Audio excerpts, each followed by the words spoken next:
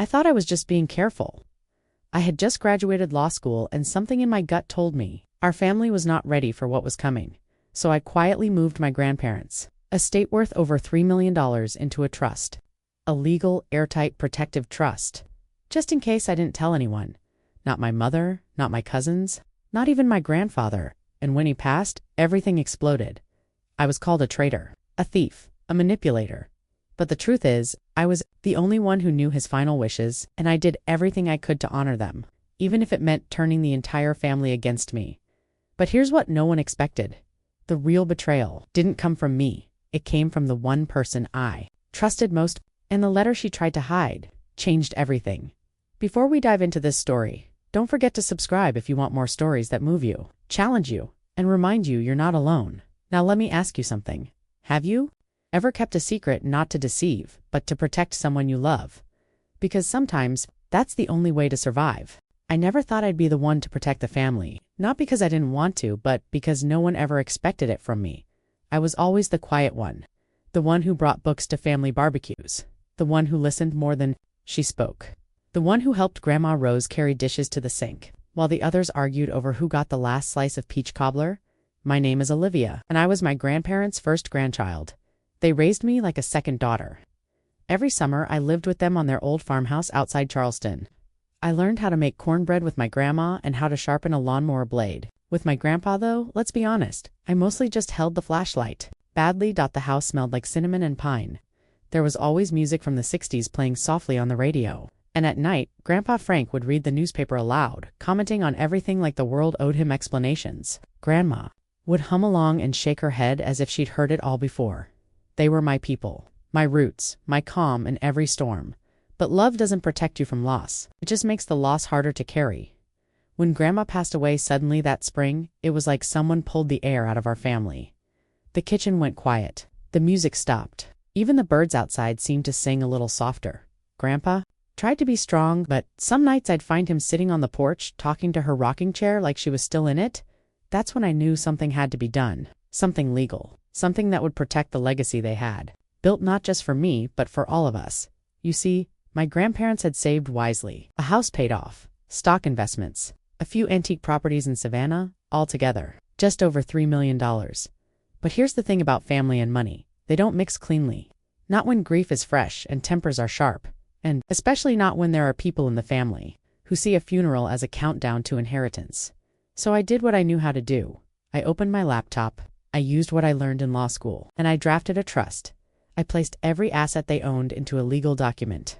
A trust that ensured everything would be handled exactly the way Grandma and Grandpa always said at the dinner table. Not by blood, but by love, loyalty, and legacy.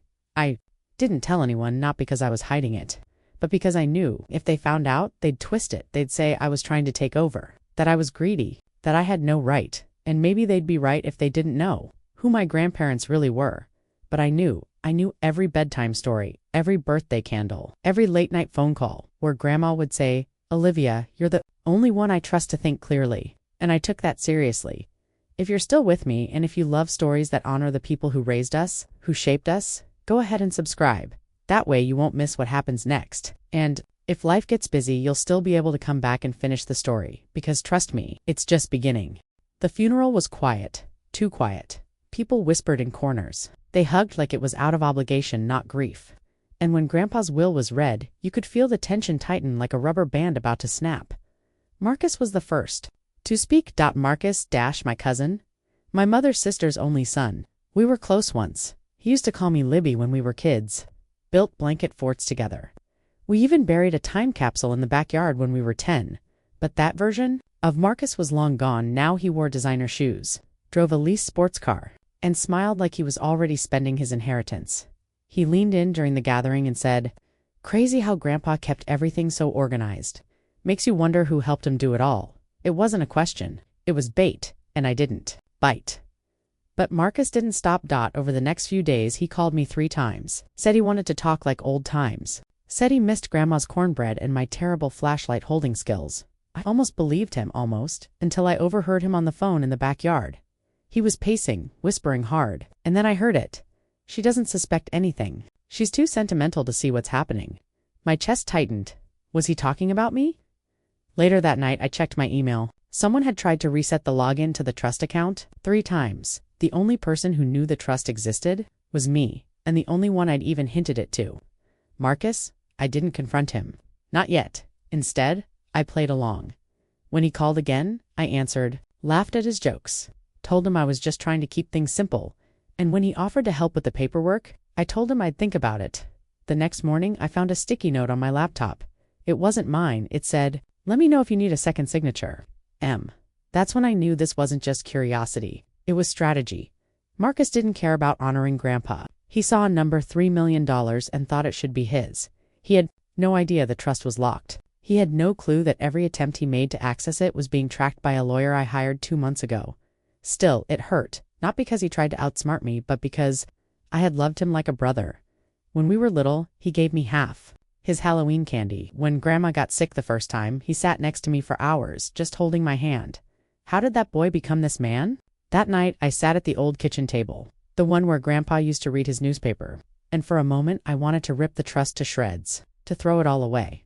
Maybe the money wasn't worth the war, but then I saw a small photo. Tucked behind a cookbook on the shelf, it was Grandpa standing with me at my law school graduation, his hand on my shoulder, his eyes full of pride, and just like that, I remembered who I was doing this for. Not for revenge, not for control, but for the people who believed in me when no one else did. If you've ever felt betrayed by someone you once called family, you're not alone. Go ahead and subscribe so you don't miss what happens when the truth finally surfaces. Because trust me, Marcus wasn't the only one keeping secrets. 3 days after the funeral, my mother asked me to come over for coffee. She said it casually, like we hadn't just buried the backbone of our family, like everything was fine. I knew better. Her kitchen still smelled like the cinnamon rolls Grandma used to bake, even though she hadn't made them in years. A framed photo of Grandpa sat on the counter next to a bowl of fruit that looked more decorative than edible. She poured my coffee to creams, no sugar, just how I liked it. How she remembered, and then she slid a manila envelope across the table. I didn't touch it. Instead, I looked at her. Really looked. She was wearing the same blouse from the funeral, wrinkled, tired. Just open it, she said softly. Inside was a document freshly printed, notarized, dated 2 weeks before Grandpa passed. It was a will, a new one, and it didn't match what I knew. It didn't mention the trust. It didn't include the letters Grandpa wrote to me. It didn't even include the bequests to the charities he loved. Instead, everything was divided evenly among the children. My mother, her sister, and her estranged brother who hadn't shown up to the funeral at all. "What is this?" I asked. She didn't answer right away, just sipped her coffee. Then finally she said, "It's what he wanted." "No, it's not," I whispered. Her eyes narrowed. "Don't be naive, Olivia. People change their minds." I felt my heart race. This wasn't just a misunderstanding. This was a battle plan, and she was leading it. I stood up. "I don't know who wrote this, but it's not his will. Not the one he signed in front of Mr. Grady." She didn't deny it, didn't argue, didn't even flinch. She just said, "Then prove it." And that's when I knew. My own mother had tried to override the trust. She knew about it. She had known all along. I left her house without finishing my coffee. Back home, I called Mr. Grady, the family lawyer. He was calm, as always, but I could hear the disappointment in his voice. Not at me, at her. She had him sign a new will while he was on pain medication, he told me. He wasn't in the right state of mind, Olivia. You know that. "Can it hold up?" I asked. He paused. "It might, if no one challenges it." I sat there staring at my laptop, the trust documents glowing on the screen like a digital battlefield. It would be my word against hers, mother versus daughter, but I wasn't alone. A few hours later, a package arrived. No return address, just my name in Grandma's handwriting. Inside was a small wooden box, and inside the box a video cassette, a VHS tape. I hadn't seen one in years. Thank God I still had Grandpa's old VCR in the garage. I popped the tape in, and there he was, Grandpa Frank.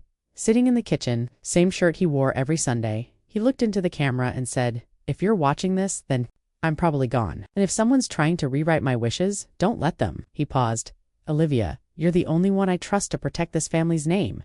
My breath caught. He'd recorded this months ago, before he got sick, before the arguments. He knew he had seen it coming, and now he was speaking from beyond the grave, giving me the strength I needed to keep going. If you've ever had to stand up to your own family, you know how hard it is. But sometimes, doing the right thing means doing the painful thing. If this story speaks to you, take a moment to subscribe. Not for me, but for all the quiet voices who've done the brave thing, even when no one believed them. Because the truth, it always finds its way back. I couldn't sleep that night, even after watching Grandpa's message twice. Even after locking the trust documents in my safe, my heart still pounded, because now I knew the truth. My mother had tried to rewrite history, but why? She had always been practical, tough, the kind of woman who clipped coupons and knew exactly how many miles she could drive after the gas light came on. She never cared much for money, at least, that's what I thought. But now that image was cracking. The next morning, I drove to Mr. Grady's office. He greeted me with tired eyes and a fresh pot of black coffee. I handed him the VHS tape. He watched it silently, nodding at all the right moments. When it ended, he leaned back in his chair. "Well," he said, "Frank was never one to sugarcoat things." I gave him a half smile. "I just wish he'd told me more when he was alive." Grady looked down at his desk, then pulled out a thin folder. "There's something else," he said quietly. "Your mother's financial records? I wasn't supposed to show you this, but given everything," he slid the folder across the desk. Inside were statements, loan applications, and emails. My mother was broke, credit cards maxed out. 3. Payday loans. And God help me, an online gambling account with a balance of 0? It didn't make sense. She always seemed so put together, but somewhere along the line, she had fallen apart. I stared at the papers, my hands trembling, and then I saw it, a wire transfer. $10,000 from Grandpa's account to hers, dated 3 days before he passed. I looked up. He gave this to her. Grady shook his head. No. She logged into his account from the hospital. He was sedated. I covered my mouth. I couldn't believe what I was hearing. My own mother stole from her dying father. Grady reached across the desk. "Olivia, listen, you don't have to carry this alone. Whatever happens next, you're not the villain here." I nodded, blinking back tears, but I didn't feel like a hero either that night. I tried to talk to her again. She didn't answer. Her phone didn't reply to my texts, so I drove to her house. The porch light was off, the curtains were closed. I knocked, waited, knocked again. Finally, the door opened a crack. "Are you here to judge me?" she asked. "No," I said quietly. "I just want to understand." She let me in. Didn't offer coffee this time. We sat in the dark living room, lit only by the glow of the TV. One of those game shows was playing loud, obnoxious, and painfully ironic. She sighed. "I didn't mean to take it. I panicked. I didn't speak." She went on. "After your father died, I thought I was doing okay. But the bills, the repairs, the loneliness, it added up. And then that one stupid bet turned into 10. She looked at me, her eyes glossy. I was going to pay it back. I wanted to believe her so badly, but you can't deposit intentions into a trust. "Why didn't you just ask for help?" I whispered. She laughed, dry, bitter. "Because you would have said no." That one sentence hit harder than anything she'd done. She didn't trust me, not even a little. I stood up to leave, and just as I reached the door, she said, "He was going to leave it all to you, you know." I turned.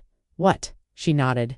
Double quotes, "Frank, your grandfather, he told me, said you were the only one who ever listened to him, the only one who never asked for anything." Her voice cracked and I couldn't stand it. Silence, the kind that settles in your bones. I walked out without another word.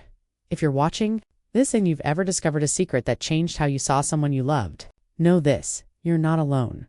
Sometimes the strongest thing you can do is keep standing, even when the ground under you shifts. If this story has touched you, take a moment to subscribe. It helps you find your way back when life gets busy. And it tells me I'm not just speaking into the void, because things are about to get even messier. A week after that night at Mom's house, I found myself driving to the farmhouse, the one Grandpa built with his own hands in 1972. I hadn't been there since the funeral, but something was pulling me back. I needed clarity. And sometimes memories are better guides than people. The air still smelled like pine and old leather.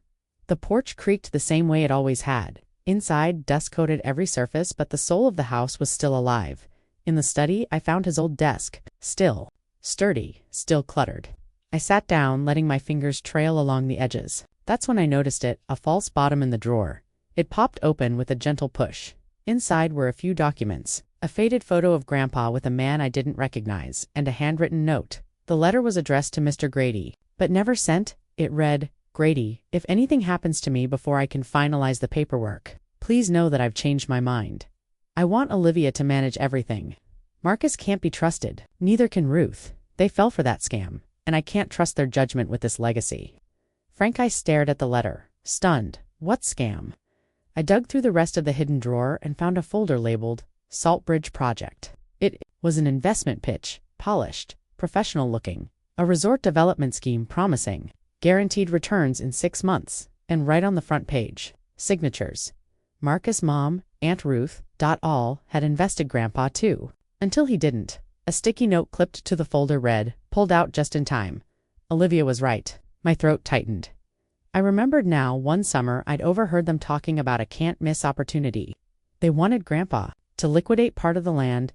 I told him it sounded shady. He had laughed at the time, ruffled my hair and said, "Even if you're wrong, I'd rather lose money with your instinct than theirs." Turns out, he wasn't wrong. They were, and they lost. It explained everything. Why Mom was in debt, why Marcus was so desperate, why Aunt Ruth hadn't spoken to anyone in months, and most of all, why Grandpa rewrote the trust to protect the estate. He didn't do it to punish them. He did it to save what was left. Back in town, I brought everything to Mr. Grady. He read the letter twice, ran his hand over his face. "This changes things," he said. "Legally?" I asked. "No," he replied. "But emotionally?" "Absolutely." We both sat in silence for a while, then I said, "I want to honor the trust, but I don't want to destroy what's left of the family either." He looked at me, kind but firm. "Olivia, sometimes the most loving thing you can do is tell the truth." The next family gathering was awkward. I had invited everyone, Marcus, Mom, Aunt Ruth, even Uncle David, who came in late wearing a Hawaiian shirt and holding a 6-pack of ginger ale. I stood in front of them, heart pounding. "I know you're angry," I began, "and I know none of this makes sense. But Grandpa changed his will for a reason." I pulled out the Saltbridge file, laid it on the coffee table. "You lost money. He didn't blame you, but he couldn't trust you with more." They said nothing, so I added, "He told me once, family isn't about blood. It's about who shows up and doesn't ask for a receipt. That's why he trusted me, and that's why I'm going to do this the right way." Marcus laughed, short, bitter. "You always wanted to be the golden girl." I shook my head. "No, I wanted to be the one who didn't let him down." Mom said, "Nothing." But for the first time, I saw tears in her eyes, and then Aunt Ruth surprised us all. She stood up, walked to the file, and said, "Well, at least now I know why he never answered my last letter." She picked up the photo of Grandpa with the mystery man. "He warned me, I just didn't listen." There was no hugging, no magical reconciliation. But for the first time, there was honesty. If you've ever found out that someone you loved had to clean up a mess you didn't know they were even in, you understand the weight I carried that day. And if you want to see how this story ends, go ahead and subscribe, because the truth may set you free, but it rarely comes without a cost. If you've ever tried to gather your entire family in one room without a fight breaking out, you'll understand what I was walking into. Mr. Grady's office wasn't made for a dozen emotional adults, but somehow we all squeezed in. Marcus sat closest to the window, tapping his pen like he was timing a bomb. Aunt Ruth showed up with a plastic bag of homemade muffins, as if carbs could soften legal blows. Mom sat stiffly in the corner, arms crossed, eyes unreadable. Uncle David, he brought popcorn. I wish I were kidding. Grady stood, calm as always. That man could read a foreclosure notice and still sound like he was ordering lunch. "Thank you all for coming," he began. "I know emotions are high, but today isn't about feelings. It's about facts." He opened a folder. Inside were copies of the trust, Grandpa's original will, and something I hadn't seen before, a small black voice recorder. My pulse quickened. "This," Grady said, holding up the recorder, "is a conversation Frank had with me 6 months before he passed. He asked me to record it just in case." He pressed play. Grandpa's voice filled the room. "Grady, I need this. On the record, Ruth, Marcus, and even my daughter, they're pressuring me to change everything. They said I'm old, confused, but I'm not. I know what I'm doing, and I trust Olivia. She sees things they don't. If they try anything after I'm gone, you know what to do." Double quotes. Silence. Not the stunned kind, the guilty kind. Aunt Ruth stared down at her lap. Marcus muttered something under his breath. Even Mom blinked like she'd been slapped without warning. And then Uncle David, God bless him, spoke well. He said, munching on popcorn, "At least now we know why Dad never gave me the beach house." Someone snorted. I think it was Ruth Doughton. For a brief second, just a blink. We weren't enemies in a courtroom. We were just family. Broken, messy, human. Grady cleared his throat. "The trust stands. It was filed legally and in full capacity. What you heard was Frank's intent, plain and clear." Marcus stood up, red in the face. "So what now? We just roll over and let Olivia play queen." I stayed seated, calm. "No one's playing anything," I said. "I'm just doing what Grandpa asked. What he trusted me to do." He scoffed. "You? Always were the teacher's pet, And you were always the one who copied my homework, I said with a smile. Even Grady chuckled. But then Mom spoke softly. He wasn't wrong to trust you, Olivia. Everyone turned. She looked older somehow. Smaller. I may not agree with how he did it, she continued, but I see now. He was protecting something, maybe even protecting me from myself.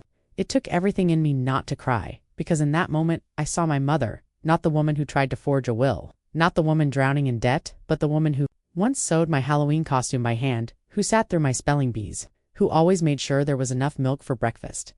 I don't want a war, I told them. They nodded. Even Marcus. Well, eventually, and then Aunt Ruth, bless her heart, said, I brought muffins, they're banana, walnut, no poison this time. We all laughed. Even me, if you've ever survived a family meeting where everything could have fallen apart, but didn't you know how rare that is? It doesn't mean everything's perfect, but it means there's still something worth fighting for. And if you've made it this far in the story, go ahead and hit that subscribe button. Not because I asked you to, but because real family isn't always blood. It's the people who stay when things get messy, and trust me, it's not over yet. 3 days after the meeting at Grady's office, a small package arrived at my doorstep. No return address. Just my name on the front written in the familiar, neat handwriting I hadn't seen in weeks. Grandpa single quotes S. My hands shook as I opened it. Inside was a folded letter, yellowed at the edges like it had been written long ago, and kept hidden for a reason. Taped to it was a note in Mr. Grady's handwriting. Frank asked me to give this to you if things ever became difficult. I sat at the kitchen table, sunlight streaming through the window, and unfolded the letter. The first line stopped me cold. To Olivia, if you're reading this, then I'm probably gone. But you already knew I had a habit of planning for things no one saw coming. I smiled through the sting in my chest. He always was one step ahead. You might be wondering why I trusted you with the estate, why I didn't give it evenly to the family like tradition says I should have. The truth is, I saw what money did to this family over the years. It changed people, turned love into leverage. But you stayed kind. You questioned things when others smiled and nodded. You made me think? I felt the tears well, but I kept reading. There's something I never told anyone. When your grandmother passed, I lost my compass. I started listening to people I shouldn't have, and I made a mistake. That's when he mentioned her. Margaret, not a name I recognized. He'd met her at a grief support group. She told him she was a financial advisor. She promised to help restructure the family wealth. What she actually did was convince him to shift money into an offshore account, then vanished. The account was drained within a year. I was too ashamed to tell anyone, he wrote. But I rebuilt, quietly, slowly, and the more I rebuilt, the more I realized, money doesn't destroy families, secrets do. He ended the letter with something I'll never forget. Use this truth however you see fit. Forgive them if you can, but protect what matters. The legacy isn't the land, it's the lesson. I folded the letter and held it to my chest. Margaret wasn't just a con artist. She was the reason Grandpa had stopped trusting his own judgment. The reason he rewrote his will, the reason he chose me. Later that night, I invited Mom over. She was hesitant at first. Showed up without makeup and with a tub of chicken salad. That was her peace offering. I handed her the letter. She read it. In silence. And for the first time in a long while, she cried. Not angry tears, not manipulative ones, just grief. I didn't know, she whispered. I don't think he wanted you to, I said gently. We sat there for hours talking about Grandma's laugh. The time Grandpa burned a turkey on Thanksgiving and tried to serve it with a straight face, and how hard it must have been for him to keep so much pain buried at one point. She looked at me and said, I still don't like how he handled things, but I understand him a little more now. Progress. The next morning I scanned the letter and sent it to Marcus and Ruth. Marcus replied with a single emoji. Ruth wrote back 2 words. I'm sorry. It wasn't closure, but it was something. Later that week, I met with Grady again. I handed him the original letter. You should keep a copy, I said. He nodded. Frank would be proud of you, Olivia. I'm not sure I did anything. I smiled. He raised an eyebrow. You didn't break?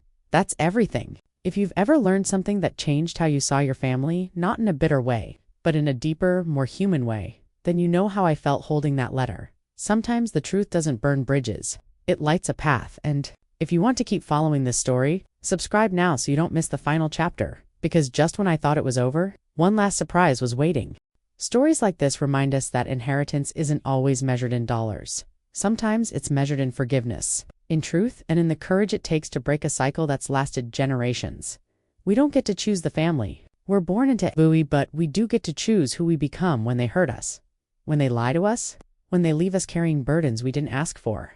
Olivia's story wasn't about winning or losing. It was about transforming pain into purpose, turning a legacy of silence into one of healing, and finding a way to keep the porch light on for anyone else walking in the dark. And now, I'd love to hear your voice. Have you ever discovered a truth about your family that changed everything? How did you carry it? What did it teach you? Leave a comment below, because sometimes your story might be exactly what someone else needs to hear. And if you found this video meaningful, go ahead and subscribe. It's the simplest way to make sure you don't miss the next story. And it helps us keep sharing moments that matter. Because at the end of the day, what we pass on isn't just money or land. It's empathy. It's honesty. It's the kind of story that lingers long after the screen goes dark.